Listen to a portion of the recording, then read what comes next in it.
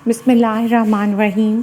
लाखों करोड़ों दरूद सलाम हो नबी मोहतरम हज़रत मोहम्मद मुस्तफ़ा सल्लल्लाहु अलैहि वसल्लम पर, जिनको अल्लाह ताला ने इस पूरी कायनात के लिए, तमाम जहानों के लिए रहमत बनाकर भेजा। अल्लाह पाक उनकी रहमतों का साया रखे और हमारे दिलों को, हमारी औलादों के दिलों को, हमारे तालिब इल्मों के दिलों को, हम मुसलमानों के दिलों को उनकी मोहब्बत से सरशार कर दे।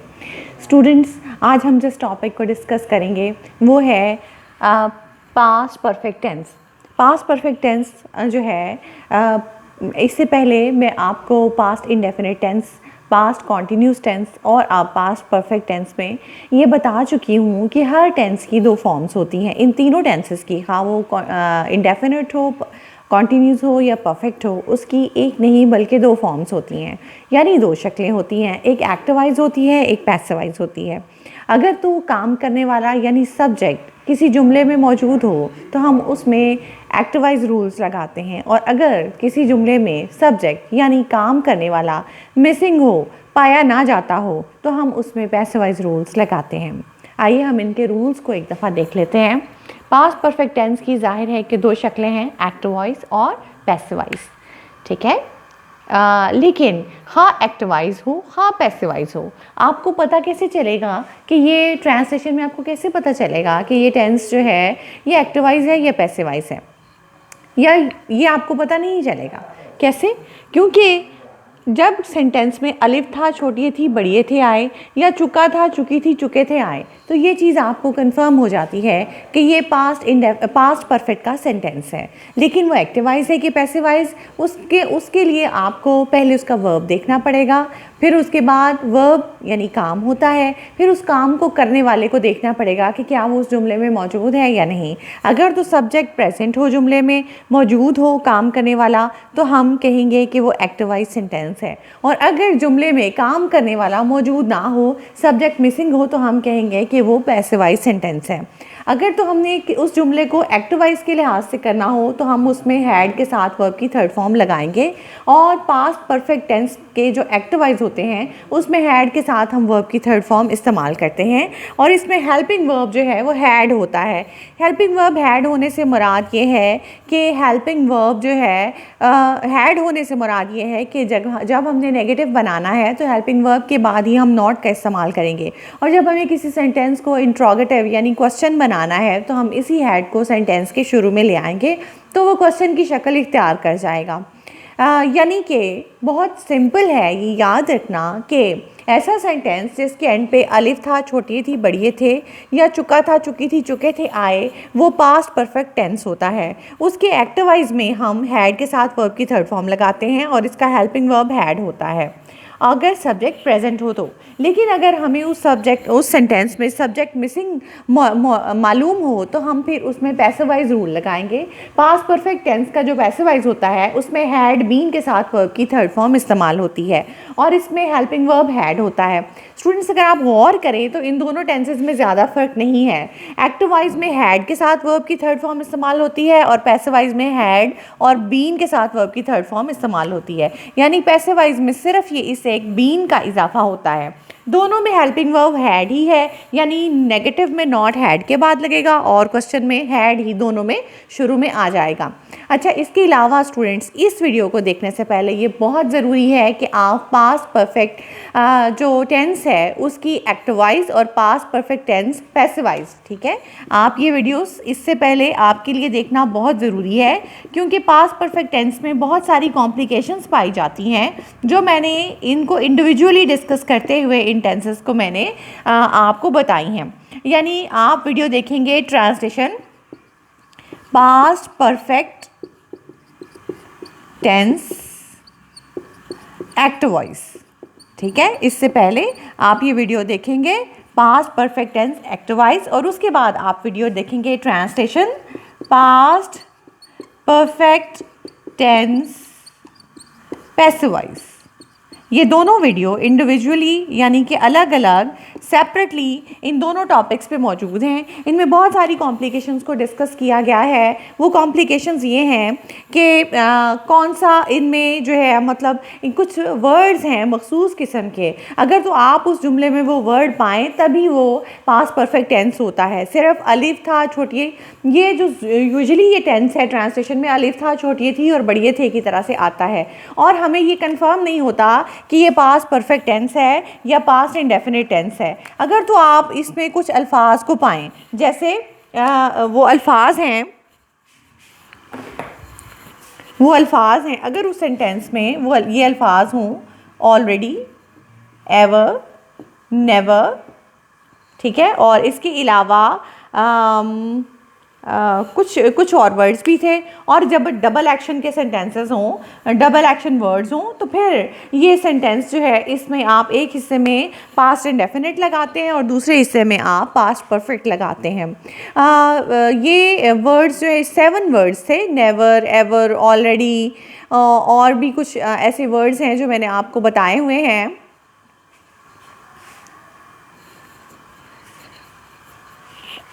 वो वर्ड्स हैं already, ever, never, yet, just now, recently और बिफोर और आफ्टर। बिफोर और आफ्टर जो है वो डबल एक्शन वाले सेंटेंसेस होते हैं। उसके एक हिस्से में आप पास्ट इंडेफिनिट लगाते हैं और दूसरे हिस्से में आपने पास्ट परफेक्ट लगाना होता है।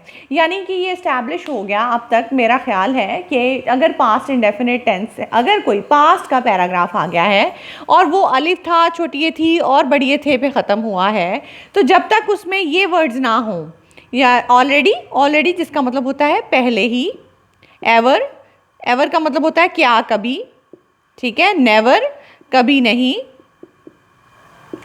येट अभी तक, जस्ट नाउ अभी अभी, रिसेंटली हाल ही में, या ताज़ा ताज़ा। और बिफोर और आफ्टर से डबल एक्शन वाले सेंटेंसेस, जैसे मरीज़ के आने से पहले, डॉक्टर के आने से पहले मरीज़ मर चुका था, मेरे घर पहुंचने से पहले ही खबर फैल चुकी थी, वगैरह वगैरह।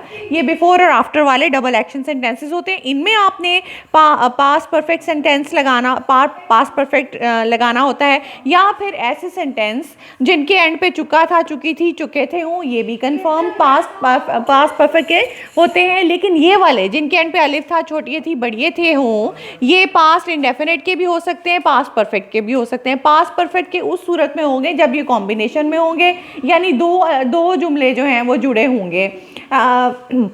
तो पहले हिस्से में आप जो है वो पास्ट इंडेफिनिट लगाएंगे और दूसरे हिस्से में आप पास्ट परफेक्ट लगाएंगे। या फिर आप ये देखें कि कोई ऐसा जुमला जिसमें already, ever, never, yet, just now, recently, यानी पहले ही, क्या, कभी, कभी नहीं, अभी तक, अभी अभी, हाल ही में वाले अल्फाज आएँ, तब आप उसमें पास्ट जो है वो परफेक्ट लगाएंगे। या फिर ऐसे सेंटेंसेस जो डबल एक्शन वाले होते हैं, जैसे बिफोर मतलब पहले, या आफ्टर बाद वाले के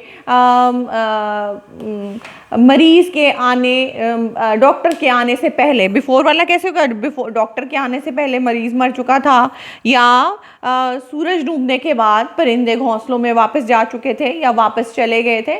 ऐसे जो डबल एक्शन वाले सेंटेंसेस होते हैं उसमें दूसरे वाले हिस्से में हम, यानी आखिरी वाले हिस्से में हम पास्ट परफेक्ट टेंस इस्तेमाल करते हैं इसके लिए। लेकिन अगर आपको अभी भी कन्फ्यूजन्स हैं तो आप जाइए दोबारा से यूट्यूब पे या किसी भी जो एड्रेस बार है, हाँ वो गूगल की है, उस पर आप लिखें www.youtube.com/c/sabamam, तो मेरा चैनल खुल जाएगा और मेरे चैनल में मेरी तस्वीर के साथ जो छोटा सा सबा मैम दिया होगा, फिर आप उसको क्लिक कीजिए। फिर उसके बाद जो स्क्रीन आपके सामने आएगी उसमें वीडियोस को क्लिक कीजिए, तो आपके सामने सारी वीडियोस आ जाएंगी। और फिर आप translation past perfect tense active voice और translation past perfect tense passive voice को देखिए। और उसके बाद इस वीडियो के बाद एक नेक्स्ट वीडियो में करूँगी जिसमें मैं आपको सिखाऊँगी पैराग्राफ करने वो वाले पैराग्राफ जिसमें पास्ट परफेक्ट टेंस के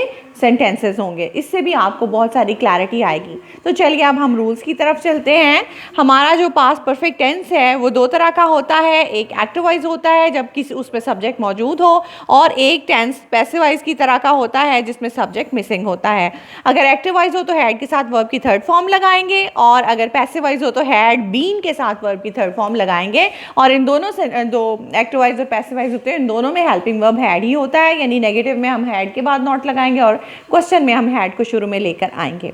अब हम कुछ सेंटेंसेस जो हैं वो इसके देख लेते हैं। इसमें ये 7 के 7 टाइप्स के जो सेंटेंसेस हैं ये मैंने आपको करके दिखाए हुए हैं। Past perfect tense, active voice और translation past perfect tense active voice और translation past perfect tense passive voice की वीडियोस में, वो आप उनको वहाँ से जाकर उनको सारा का सारा जो है वो आप देखेंगे। ठीक है, हाँ जी स्टूडेंट्स, अगर आप इस सेंटेंस को देखिए, मैं पहले ही खत लिख चुका था, तो ये चुका था से तो हमें कंफर्म हो जाएगा कि ये जो है ये पास्ट परफेक्ट टेंस है। ठीक है, अब आपने एंड पे जब चुका था देखा तो आप ऊपर लिख देंगे पास्ट परफेक्ट। ठीक है, और उसके बाद आप देखेंगे कि फिर दूसरी चीज़ जो आपने ढूंढनी होती है, सबसे पहले तो आप जो चीज़ फाइंड आउट करते हैं वो होता है टेंस। दूसरी चीज़ जो आप फाइंड आउट करते हैं वो होता है वर्ब, जो जुड़ा होता है टेंस के साथ। टेंस कहाँ होता है? जुमले के एंड पर। ठीक है, वर्ब कहाँ होता है? टेंस के साथ जुड़ा होता है। और तीसरे नंबर पे जो चीज़ आप ढूंढते हैं वो होता है आपका सब्जेक्ट। सब्जेक्ट होता है काम करने वाला या वर्ब को अंजाम देने वाला। और नंबर 4 पे आप ढूंढते हैं ऑब्जेक्ट, जिसके ऊपर काम किया जा रहा हो, जिसके ऊपर काम किया जा रहा हो। ये देखें। अच्छा चलें, अब सबसे पहले हम इसको अंडरलाइन करेंगे। पास्ट परफेक्ट हमने लिख दिया। अब उसके बाद हमने वर्ब ढूंढना है। वर्ब होता है जो टेंस के साथ जुड़ा हो। ये आपका टेंस है जो एंड पे होता है, इसके साथ जो जुड़ा होता है ये वर्ब है। लिखने का काम हो रहा है, ये आपका वर्ब है। और अब लिखने का काम तीसरे नंबर पे आप ढूंढेंगे सब्जेक्ट के काम कौन कर रहा है, काम हो रहा है। लिखने का कौन कर रहा है? ये मैं कर रहा है। तो ये हो गया आपका सब्जेक्ट। किसके ऊपर कर रहा है? लिखने का काम किसके ऊपर हो रहा है? हाथ के ऊपर हो रहा है, तो ये हो गया आपका ऑब्जेक्ट। ठीक है, अगर ये तो इस फॉर्म में आए, चुका के साथ आए, तो तब तो आपको बिल्कुल क्लियर है कि ये जो है ये पास्ट परफेक्ट है। ठीक है, तो आप हेड की तरफ चले जाएंगे, और जब आपको सब्जेक्ट भी मिल गया तो फिर आप एक्टिव वॉइस की तरफ चले जाएंगे। अगर आपको सब्जेक्ट ना मिला तो फिर आप पैसिव वॉइस रूल्स लगा देंगे। लेकिन जब इस फॉर्म में आएगा, मैंने पहले ही खत लिख दिया था, अगर ये वर्ड पहले ही इसमें ना होता तो हमने इसको पास्ट इंडेफिनिट की तरह ट्रांसलेशन कर देनी थी। क्यों? क्योंकि ये वर्ड, कुछ मैंने जो वर्ड्स आपको पहले लिखवाए हैं जैसे already, ever, never, yet, just now, recently और रिसेंटली, या डबल एक्शन सेंटेंसेस जिसमें एक हिस्से को हम पास्ट इंडेफिनिट में करते हैं, दूसरे को हम पास्ट परफेक्ट में करते हैं। सिर्फ वही कंफर्म सूरत हाल होती है पास्ट इंडेफिनिट की, अदरवाइज हम उसको वही कंफर्म सूरत हाल है पास्ट परफेक्ट की। अदरवाइज हम पास्ट इंडेफिनिट में वो सेंटेंस जो अलिफ था छोटी थी पे ख़त्म हो, हम उसको पास्ट इंडेफिनिट में कर देते हैं उसमें पैसेज में, यानी कि पैराग्राफ में। लेकिन स्टूडेंट्स इसमें ये कंफर्म कहाँ से होगा? ये पहले ही का वर्ड जो है ऑलरेडी, ये वर्ड जो है आपको ये इंडिकेट कर रहा है कि ये वर्ड जो मैंने आपको 7 वर्ड्स बताए हैं, वो 7 वर्ड्स आपको इंडिकेट करेंगे कि ये पास्ट इंडेफिनिट का सेंटेंस है, नहीं है, बल्कि ये पास्ट परफेक्ट का सेंटेंस है। आपने इसको परफेक्ट में ही लेकर जाना है। ठीक है, अब मैंने पहले ही खत लिख दिया है, इसको हम एक्टिव वॉइस के रूल्स के अकॉर्डिंगली करेंगे। जो एक्टिव वॉइस रूल्स हैं उसमें क्या है कि शुरू में आप सबसे पहले आपने अपना क्या ढूंढा है? सब्जेक्ट, ऑब्जेक्ट, वर्ब और टेंस ढूंढ लिया है। सबसे पहले आप लगाएंगे सब्जेक्ट, फिर हाँ आप लगाएंगे वर्ब, और उसके बाद लगाएंगे आप ऑब्जेक्ट। ठीक है, आपका सब्जेक्ट आई है, मैंने पहले ही खत लिख दिया है। आई हैव, ये जो वर्ड्स हैं ऑलरेडी, एवर और नेवर, ये हैव के बाद आएंगे, सॉरी हैड के बाद आएंगे। ये पास्ट है तो हैड आएगा। आई हैड, वर्ब आ रहा है आपका, हैड ऑलरेडी रिटन, ये आपका वर्ब है। और उसके बाद एंड पे आपका ऑब्जेक्ट आएगा, और वो है आपका ऑब्जेक्ट है I have already written the letter, letter. ठीक हो गया। जब आप इसको नेगेटिव बनाएंगे तो मैंने आपको कहा कि इसमें हेल्पिंग वर्ब्स दोनों में ही हैड होते हैं, तो आई हैड के बाद नॉट आएगा। I had not already written the letter. और क्वेश्चन जो है उसमें हैड ही शुरू में आएगा, तो वो है आपका क्वेश्चन है had I already written the letter।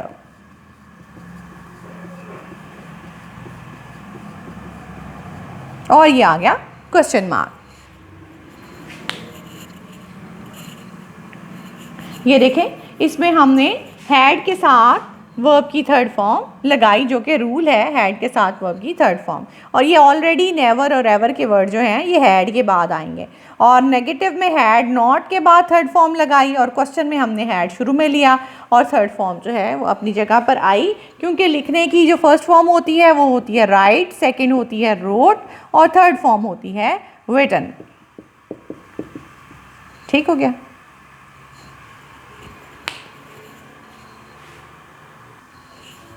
हाँ जी स्टूडेंट्स, तो ये देखें कि ये सेंटेंस जब हमने कर लिया है, इसमें हमारा सब्जेक्ट था मैं। तो जब हम जो पैसिव वॉइस सेंटेंसेस होते हैं उसमें सब्जेक्ट मिसिंग होता है। हम इस मैं को जब हम ख़त्म करेंगे तो फिर हमें जो है पैसिव वॉइस सेंटेंस हासिल हो जाएगा। मैं पहले ही ख़त लिख चुका था का पैसिव वॉइस होगा ख़त पहले ही लिखा जा चुका था। मैंने पहले ही ख़त लिख दिया था, मैं को ख़त्म करें, ख़त पहले ही लिख दिया गया था। ये अलिफ था और ये है चुका था। चुका था से तो आपको कंफर्म हो गया कि ये जो है ये पास्ट परफेक्ट टेंस है। ठीक है। और फिर आपने उसमें टेंस ढूंढना है जो इसके साथ जुड़ा होता है, टेंस के साथ वर्ब जुड़ा होता है, वो है जी लिखा। वो आपका वर्ब हो गया लिखने का काम। और उसके बाद आपने सब्जेक्ट ढूंढना है काम करने वाला। ख़त पहले ही लिखा जा चुका था। ख़त किसने लिखा? किसी इंसान ने लिखा होगा या किसी मशीन ने लिखा होगा जो मिसिंग है, तो आप फ़ौरन ही यहाँ पर पैसिव वॉइस लिख देंगे, क्योंकि यहाँ पर आपका सब्जेक्ट जो है ये मिसिंग है। और किस चीज़ के ऊपर जो फोर्थ चीज़ आपने ढूंढनी है वो है ऑब्जेक्ट। लिखने का काम किसके ऊपर हुआ? ख़त के ऊपर हुआ। ये हो गया आपका ऑब्जेक्ट। ठीक है। हम अभी ये जब सेंटेंस आएगा ना अलिफ था वाला, तो ये कंफर्म नहीं होगा कि ये पैसिव ये पास्ट परफेक्ट है या पास्ट इंडेफिनिट है। ये वर्ड जो है ना पहले ही ये आपको कंफर्म करेगा। ये जो वर्ड्स है मैंने आपको बताए कि जिस सेंटेंस अलिफ था, छोटिए थी, बड़िए थे वाले सेंटेंसेस जो हैं वो यूजुअली पास्ट इंडेफिनिट के सेंटेंसेस होते हैं। लेकिन अगर उनमें पहले ही या क्या कभी या कभी नहीं या अभी अभी या ताज़ा ताज़ा हाल ही में ये अल्फाज जब सेंटेंस में इस्तेमाल हो जाएं तो फिर आपको कंफर्म हो जाएगा कि ये जो सेंटेंस है ये पास्ट परफेक्ट का सेंटेंस है, जैसे इसमें पहले ही का वर्ड इस्तेमाल किया है।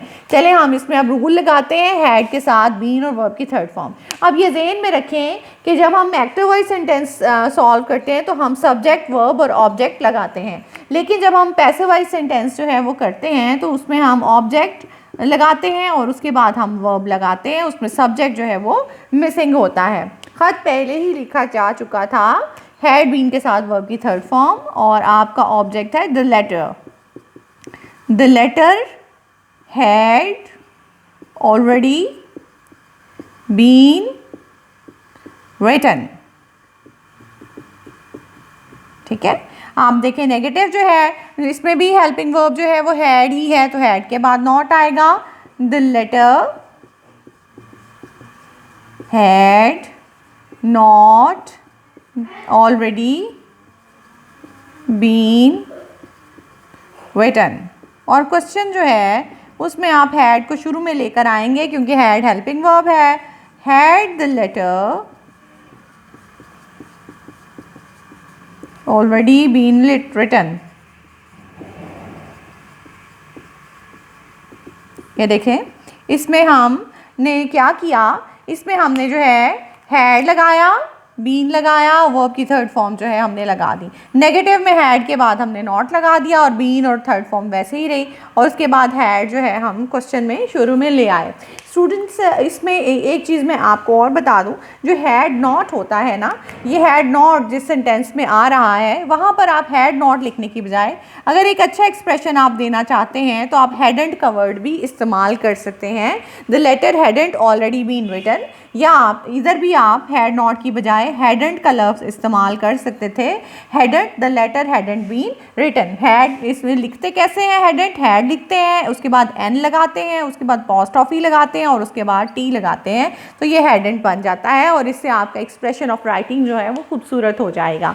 तो मेरा ख्याल है कि अब तक आपको ये समझ आ जानी चाहिए कि पास्ट एंड जो पास्ट परफेक्ट टेंस है उसकी दोनों शक्लें कौन कौन सी हैं, एक्टिव वाइज और पैसिव वाइज, इनके रूल्स क्या हैं और इनकी प्रैक्टिकल इम्प्लीमेंटेशन कैसे होती है। मैं आपको इसकी एक और एग्जांपल करके दिखा देती हूँ। आप सारे सबसे पहले आप अपने सेंटेंस अपने रजिस्टर पर लिखिए पास्ट परफेक्ट टेंस, उसके बाद ये दोनों इसकी उर्दू की शक्लें लिखें, अलिफ था छोटी थी और बड़ी थे और चुका था चुकी थी चुके थे वाले। उसके बाद एक्टिव वॉइस लिख के उसके नीचे ये दोनों रूल्स लिखें और पैसिव वॉइस लिख के उसके ये दोनों रूल्स लिखें, और उसके बाद एक्टिव वॉइस के नीचे लिखें कि सब्जेक्ट इज़ प्रेजेंट और नीचे ये दोनों जो फॉर्म्स हैं उर्दू की ये लिख के, और आगे इसकी ये तीनों अफर्मेटिव, नेगेटिव और इंट्रोगेटिव जो हैं वो आप बना लें। और इसी तरह फिर आप पैसिव वॉइस के रूल्स लिखें और उसके नीचे लिखें कि सब्जेक्ट इज़ मिसिंग, उसमें सब्जेक्ट मिसिंग होता है। फिर ये जो दोनों मैंने फॉर्म्स आपको उर्दू की बना के दिखाई वो लिख लीजिए, और नीचे तीनों इंग्लिश की जो फॉर्म मैंने अफर्मेटिव, नेगेटिव और इंट्रोगेटिव बना के दिखाया पैसिव वॉइस का, पास्ट परफेक्ट पैसिव वॉइस का, वो भी आप लिख लीजिए। ये आपके लिए एग्जांपल्स के तौर पे सर्व करेगा। आपको मैं एक और एग्जांपल दे के समझा देती हूँ और उसके बाद इसकी नेक्स्ट एग्जांपल जो है वो देख लेते हैं। जी स्टूडेंट्स, मैंने आपको बताया था कि जो डबल एक्शन वाले सेंटेंसेस होते हैं उसका एक हिस्सा हम पास्ट इंडेफिनिट में करते हैं और दूसरे वाला हिस्सा हम पास्ट परफेक्ट में करते हैं। जैसे मुकदमे में झूठा साबित होने के बाद कातिल को फांसी दे दी गई थी। अब ये वाला देखें कि ये वाला जो एंड वाला पोर्शन है इसको हम पास्ट परफेक्ट में करेंगे और इसका जो शुरू वाला पोर्शन है हम इसको पास्ट इंडेफिनिट में करेंगे।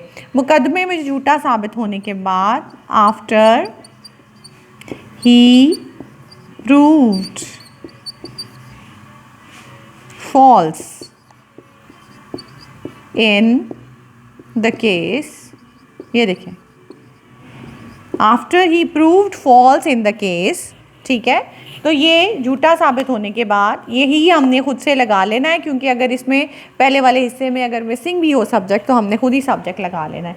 आफ्टर ही प्रूव्ड फॉल्स, ये देखें ये वर्ब की सेकेंड फॉर्म है सिर्फ, जो होता है पास्ट इंडेफिनिट टेंस। तो दूसरा हिस्सा जो है हम आप पास्ट परफेक्ट में करेंगे। के बाद इसको बाद आप इसको जो है वो कॉमा लगाएं। कातिल को फांसी दे दी गई थी, द मर्डरर, द मर्डरर।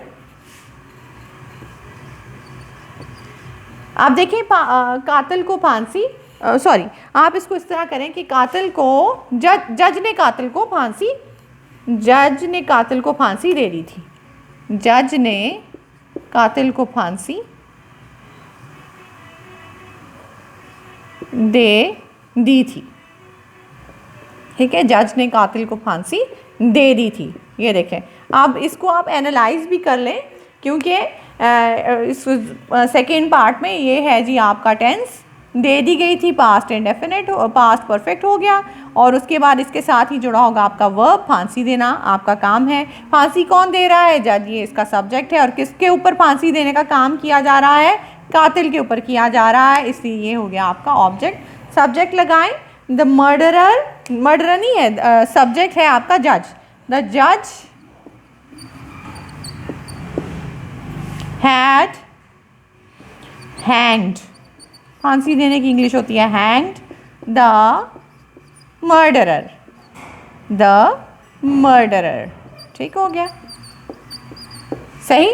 ये देखें, इसको हम जो दो पास्ट में आपको इस तरह के बहुत सारे सेंटेंसेस आएंगे पास्ट पैराग्राफ करते हुए। पास्ट टेंस का कोई भी पैराग्राफ आए जब वो यूजुअली दो हिस्से आपस में जुड़े हुए हों और के अलावा, और के अलावा किसी भी और सेंटेंस कनेक्टर से जो दो सेंटेंसेस जुड़े हुए हों तो एक हिस्से को आप पास्ट इंडेफिनिट में करें और दूसरे को पास्ट परफेक्ट में करें। ख़ास तौर पर बाद और ये पहले वाले जो सेंटेंसेस हैं वो कि ये होने के बाद ऐसा हो गया था, वो होने से पहले ऐसा हो गया था, ये वाले जो सेंटेंसेस हैं ये तो ख़ास तौर पर पास्ट इंडेफिनिट में इनका दूसरा पोर्शन, एक पोर्शन पास्ट इंडेफिनिट में और दूसरा पास्ट परफेक्ट में होगा। ठीक है, ये देखें हैड हैंग के साथ यानी हैड के साथ वर्ब की थर्ड फॉर्म ये पास्ट जो है वो परफेक्ट में हो गया। लेकिन अगर आप इसका ये वाला हिस्सा पास्ट परफेक्ट के एक्टिव वाइज में था क्योंकि आपके पास सब्जेक्ट मौजूद था, लेकिन ये पैसिव वाइज में भी हो सकता है अगर जज की बजाय यहाँ पर ये कातिल को फांसी दे दी गई थी, मुकदमे में झूठा साबित होने के बाद कातिल को फांसी दे दी गई थी, इसमें जज का वर्ड इस्तेमाल नहीं किया गया तो फिर ये पैसिव वाइज बन जाएगा क्योंकि फांसी देने वाला जो है जज अगर हम उसको ख़त्म कर दें तो ये पैसिव वाइज बन जाएगा। तो उसमें जब हम दूसरा पोर्शन करेंगे तो हमने ये बहुत केयरफुल रहना है कि ये जो दूसरा पोर्शन है ये एक्टिव वाइज में है या पैसिव वाइज में है। अगर तो एक्टिव वाइज में होगा तो आप उसमें हैड के साथ वर्ब की थर्ड फॉर्म लगा देंगे, लेकिन अगर वो पैसिव वाइज में होगा तो आप उसको ऑब्जेक्ट से शुरू करेंगे और उसमें हैड बीन के साथ वर्ब की थर्ड फॉर्म लगाएंगे। जैसे आप देखें कि इसका जो है ये बनेगा,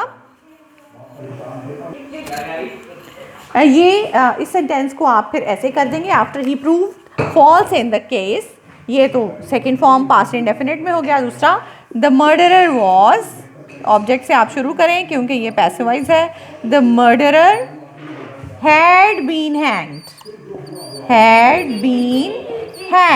बीन के साथ वर्ब की थर्ड फॉर्म हमने लगाई तो ये हमारा पैसिव वाइज टेंस हो गया।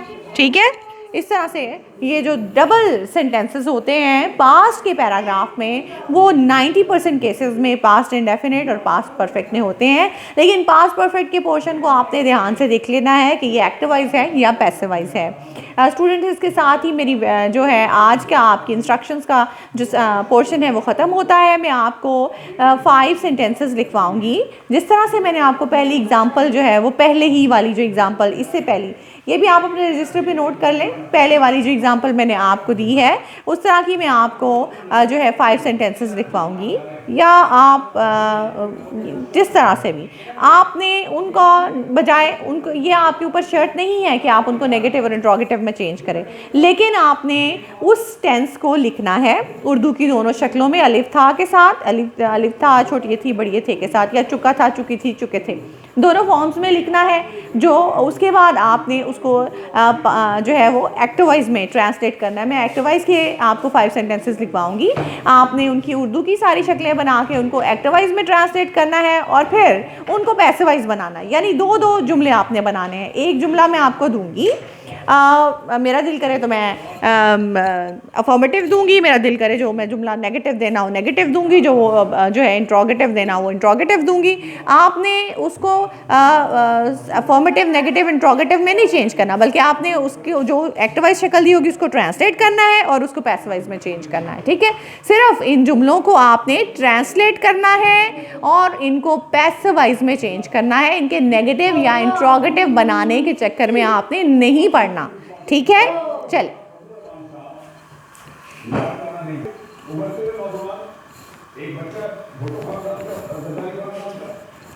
हाँ जी, क्वेश्चन है आपका कि translate these active voice sentences, ये एक्टिव वॉइस सेंटेंसेस है, इनकी ट्रांसलेशन करें and change them into passive voice, और पैसिव वॉइस में चेंज करके दोबारा से पैसिव वॉइस की ट्रांसलेशन करें। यानी टोटल ये आपको 5 सेंटेंसेस दिए गए हैं, ये एक तो इसी सेंटेंस को आपने ट्रांसलेट करना है, दूसरा इसका पैसिव वॉइस बना के इसको ट्रांसलेट करना है, बस। ठीक है, तो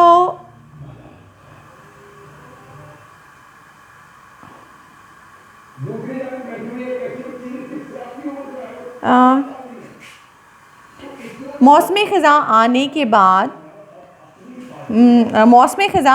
बाद दरख्तों के पत्ते झड़ गए थे। इस मौसम ने दरख्तों के पत्ते झाड़ दिए थे। ठीक है, ये आपका सेंटेंस बनेगा। मौसम ख़िज़ा आने के बाद इस मौसम ने दरख्तों के पत्ते झाड़ दिए थे। ठीक है, पत्ते झाड़ने की इंग्लिश होती है fall the leaves, fall fail, fallen, झड़ना या झाड़ना, ठीक है।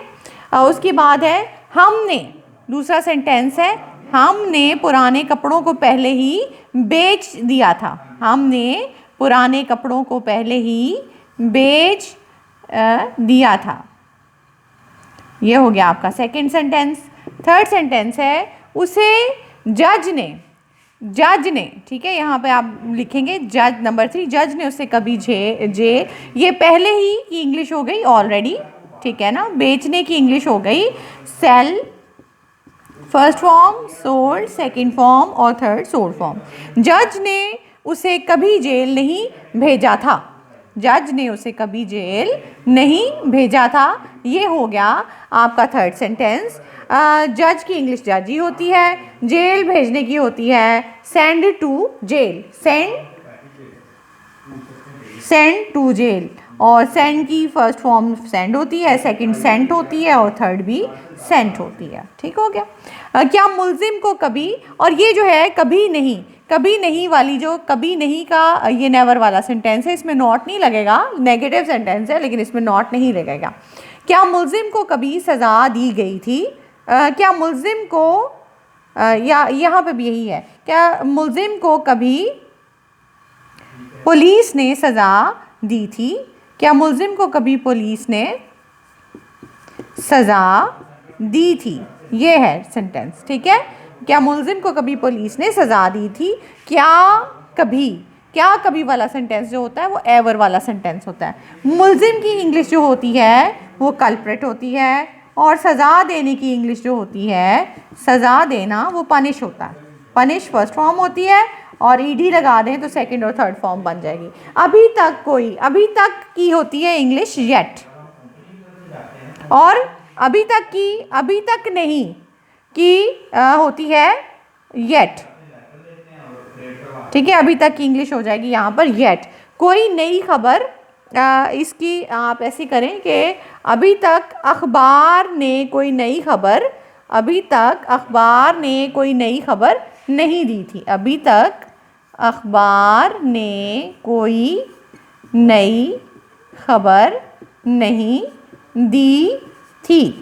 ये आपके 5 सेंटेंसेस हैं जो है, आपने इनको ट्रांसलेट करना है, फिर इनके पैसे वाइज बना के उस पैसे वाइज को भी ट्रांसलेट करना है। 5 सेंटेंसेस मैंने लिखवा दिए हैं और टोटल 10 सेंटेंसेस जो हैं ये आपके बनेंगे, और इसके आपके जो है ये टोटल जो है वो आपका एक सेंटेंस के लिहाज से ये 10 मार्क्स की आपकी असाइनमेंट होगी। तो स्टूडेंट्स इसके साथ ही जो है ये आप अपने रजिस्टर पर ये सेंटेंसेस सॉल्व कर लीजिए, और इसके जो है मैं आपको सॉल्यूशंस जो हैं वो भी दिखा देती हूँ, लेकिन पहले आप इस वीडियो को पॉज कर लीजिए और सारे सेंटेंसेस जो हैं वो सॉल्व कर लीजिए।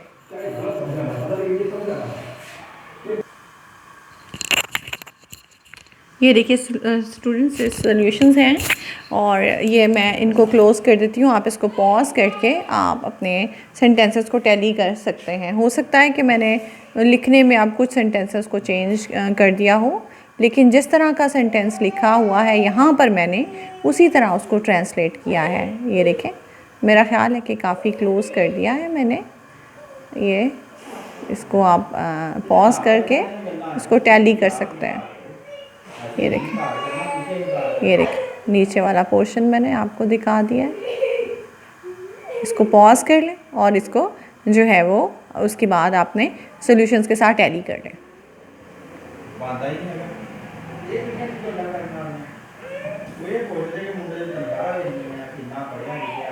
ठीक है स्टूडेंट्स।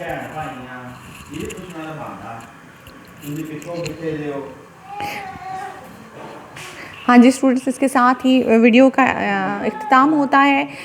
जो है आप वीडियो को देख लीजिए।